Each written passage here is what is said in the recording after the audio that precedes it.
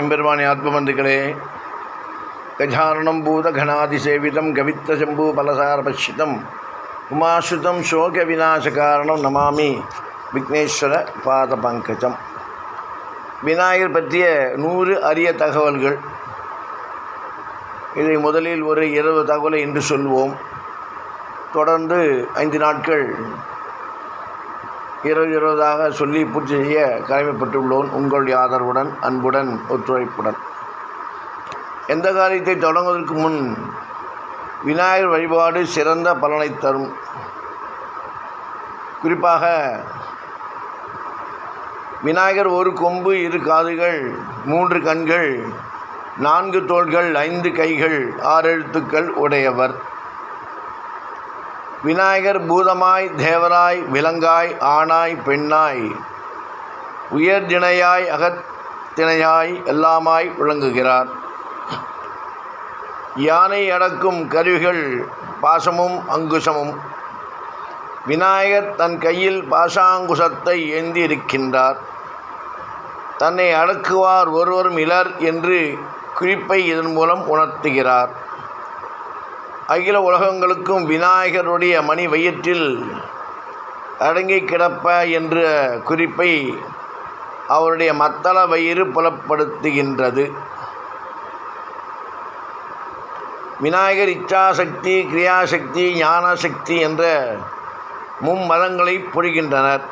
மதங்களையும் கும்பம் ஏந்திய கை படைக்கும் தொழிலையும், மோதகம் ஏந்திய கை காத்தல் தொழிலையும், அங்குசம் ஏந்திய கரம் அழித்தல் தொழிலையும், பாசம் ஏந்திய கரம் மறைத்தல் தொழிலையும், தந்தம் ஏந்திய கரம் அருளல் தொழிலையும் புரிகின்றன.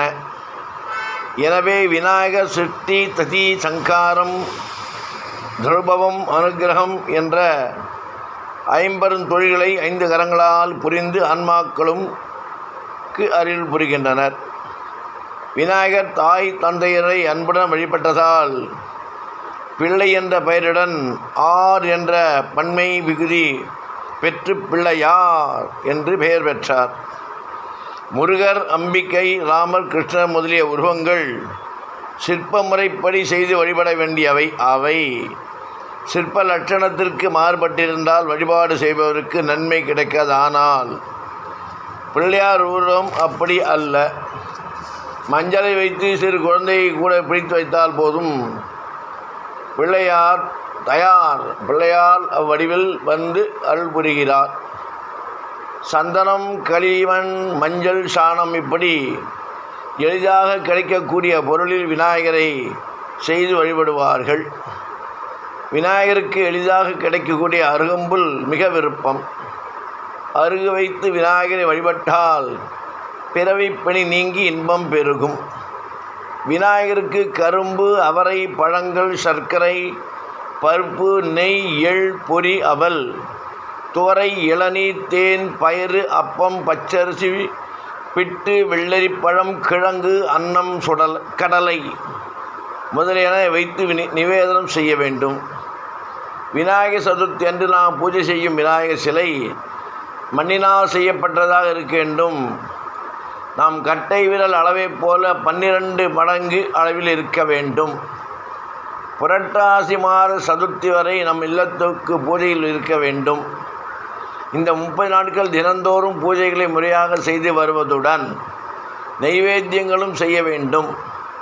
புரட்டாசி சதுர்த்திக்கு மறுநாள் பூஜை முடிந்து சிலையை நதியிலோ, குளத்திலோ, கடலிலோ அல்லது ஏதாவது நீர்நிலைகளில் சேர்த்துவிட வேண்டும். பார்வதி தேவியை கடைபிடித்து வழிகாட்டிய விரதம் இது.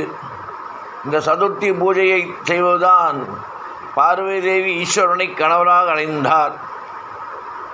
ராஜா கர்த்தமன், நலன், சந்திராங்கதன், முருகன், மன்மதன், ஆதிசேஷன், தட்சன் மற்றும் பலர் விநாயகர் சதுர்த்தி விரதத்தை கடைபிடித்து உயர்ந்த நிலை அடைந்தனர். விநாயகர் பக்தர்களின் தலை சிறந்தவர். புருஷுண்டி முனிவர் விநாயகரை நோக்கி தவமிருந்து விநாயகரை நேரே தரிசனம் செய்தவர்.